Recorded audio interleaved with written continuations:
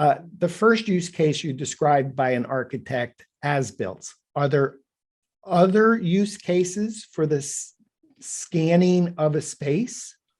They're very similar, but slightly different, like a facade study, for example.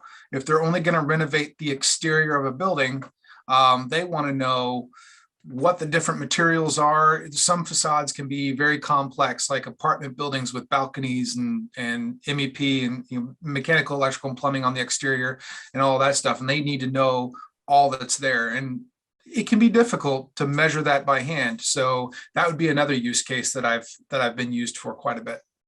So once again, it's taking the three-dimensional model, whatever file format that's in, that the architect can work with in their software, their CAD software.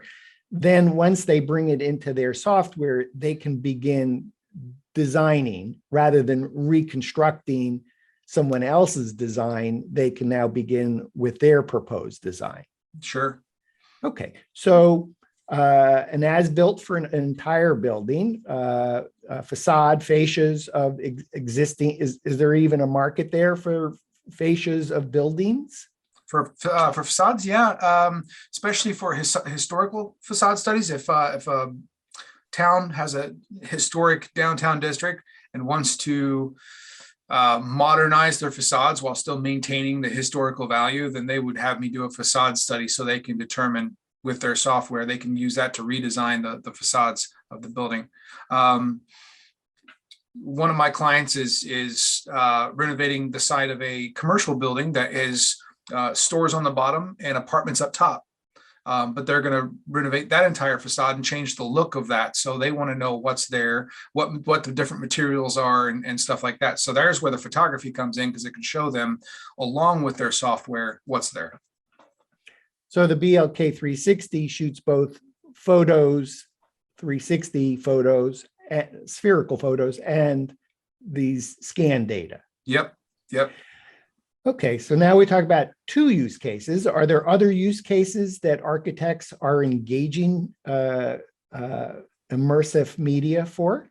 One other major use case, and that is without the point cloud and without the Revit or CAD deliverable, and that is just the 360 photography that you would do with any Matterport. But with a Leica, you can do it on the exterior as well. So really large buildings like a high school. I've done a high school this past year. I've done a middle school. I've done some really large buildings where all they want is the virtual walkthrough. So they don't have to go and take a dozen, a couple thousand, 10,000 photos of this large building and then realize they missed some and have to go back out and take photos.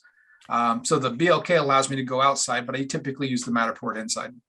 So is that a use case of a walkthrough outdoors? Is that from an architect, or is that just a yet another use case? That's an architect who hired me to do that, so they don't have to go and take photos themselves. They already had drawings that were accurate, current. They didn't need drawings. They just wanted the photos so they could see the space in 3D for their renovation purposes. Okay, so are there other use cases that come to mind, or do you stay super busy doing facades, as-built, and outdoor walking experiences? There are some other use cases, but none that I have been engaged for yet. Those three keep me pretty busy.